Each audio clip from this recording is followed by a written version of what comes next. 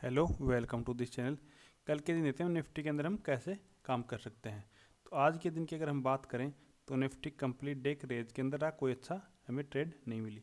आज के पिछले काफ़ी दिनों से अगर हम देखेंगे तो निफ्टी के अंदर बहुत कोई अच्छी ट्रेड नहीं मिल रही है बायर को। उससे पहले वाले दिन देखेंगे तो यहाँ से मार्केट ओपन हुआ, इतना गया लगभग 70 से 80 पॉइंट। तो 70 से 80 पॉइंट के अंदर बायर को कोई अच्छा प्रॉफिट नहीं मिलता है, तो ये कोई अच्छी ट्रेड नहीं। इससे पहले वाले दिन भी देखेंगे तो ये मार्केट एक रेंज के अंदर है, इससे पीछे भी जाएंगे तो भी मार्केट रेंज के अंदर है। कल मुहूर्त वाले दिन भी मार्केट एक 5 मिनट की कैंडल के अंदर ही कंप्लीट 1 घंटे तक ट्रेड करता रहा, मतलब मार्केट के अंदर कहीं भी मूवमेंट आ नहीं रहा। ये कारण है विक्स का, विक्स बहुत कम है, इस कारण से अभी मूवमेंट भी नहीं आ रहे हैं। तो मूवमेंट नहीं आ रहे हैं, चलो प्रीमियम कम है, डिक्के नहीं आ रहा, लेकिन डिक्के क्या करेगा जब मूवमेंट ही नहीं आ रहा तो पैसा बनेगा कहाँ से। पैसा तो तभी बनेगा ना जब मूवमेंट आएगा, किसी भी साइड में मार्केट जाएगा। तो हम देखते हैं कल के दिन काम कैसे कर सकते हैं। तो सबसे पहले ये एक रेंज के अंदर है, तो ऊपर की साइड अगर इसको भी ब्रेक करेगा, जैसे ये है हमारा 460, 19,460 को ऊपर की साइड ब्रेक करता है तो आज की क्लोजिंग का एक ऐसा लगा के हम कुछ क्वांटिटी यहाँ पे कॉल की बाई कर सकते हैं।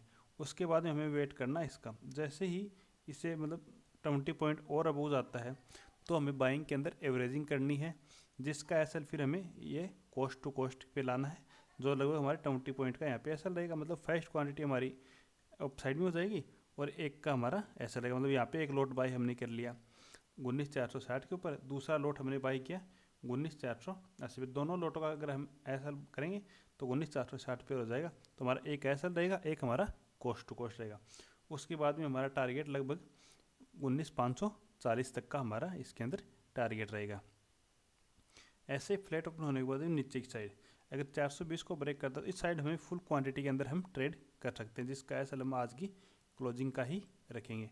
और टारगेट हमारे लगभग ये जो स्विंग है यहाँ तक के हमारे टारगेट रह सकते हैं, तो 340 के आसपास तक हमारे टारगेट आ सकते हैं। ये हमें ये भी देखना, मार्केट यहाँ से भी सपोर्ट ले सकता है और ये मतलब तीनों लाइन है, लेकिन यहाँ पे हमें कोई रिवर्सल दिखाए तो हमें यहाँ पे एग्जिट कर देना, अगर रिवर्सल ना दिखाए तो हमें 340 तक का वेट करना है।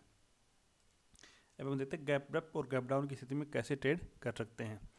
अगर गैप अप ओपन होता है कल के दिन निफ्टी, तो हमें मार्केट को अवॉइड ही करना है। अगर हम ऑप्शन सेलर हैं तो हम 560 से का ऐसा लगा के कॉल को शॉर्ट कर सकते हैं, और नीचे की साइड अगर आता है तो हम 470 के आसपास 40 का ऐसा लगा के यहाँ पे हम पुट को शॉर्ट कर सकते हैं।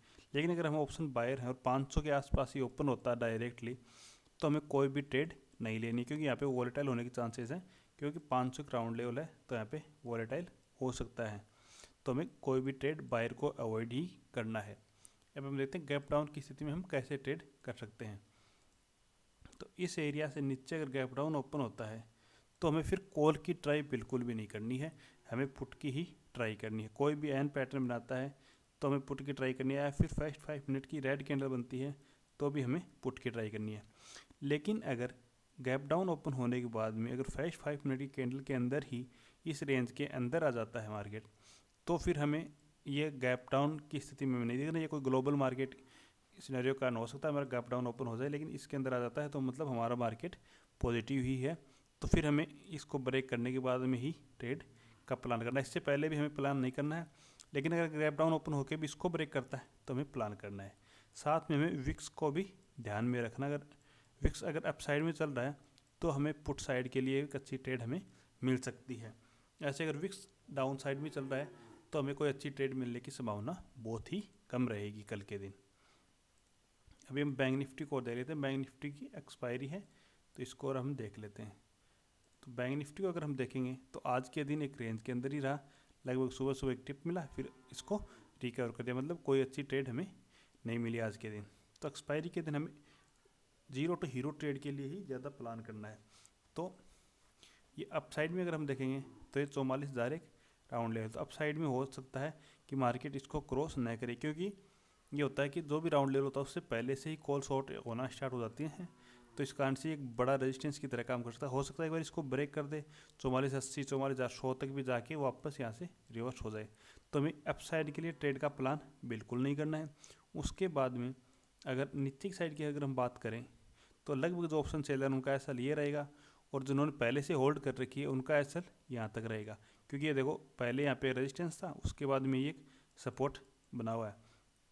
तो यहाँ तक भी ऐसा रह सकता है। लेकिन अगर 43,800 से नीचे निकलता है तो एक सेलिंग आ सकती है जो लगभग हमें यहाँ तक के लिए आ सकती है, जो लगभग 150 पॉइंट की रहेगी। तो ये हमारी एक ट्रेड बन सकती है कि मतलब कुछ टाइम तक रेंज बनाने के बाद में 10 से 20 वाला ऑप्शन अगर हम यहाँ पे बाई करेंगे, क्योंकि विक्स कम है तो हमें प्रीमियम बहुत ही पास में मिल जाएगा। अगर 20 वाला अगर हम बाई करेंगे तो लगभग 100 पॉइंट दूर मिलेगा। और अगर यहाँ से 150 पॉइंट का मूवमेंट आ गया तो उसके अंदर लगभग 70 से 80 पॉइंट का मूवमेंट आ जाएगा, जिससे हमें एक अच्छा प्रॉफिट हो सकता है। और जैसे हमने 10 वाला बाई किया फिर 20 वाला बाई किया है, उसका ऐसा ना 50% का रखें। लेकिन इसके अंदर हमें ये नहीं करना है कि कंप्लीट बैलेंस इसके अंदर हमें लगा दिया है ना, है बहुत ही 110 की ही क्वांटिटी के अंदर हमें इसके अंदर 0 to हीरो ट्रेड के अंदर हमें प्लान करना है। Okay, thank you.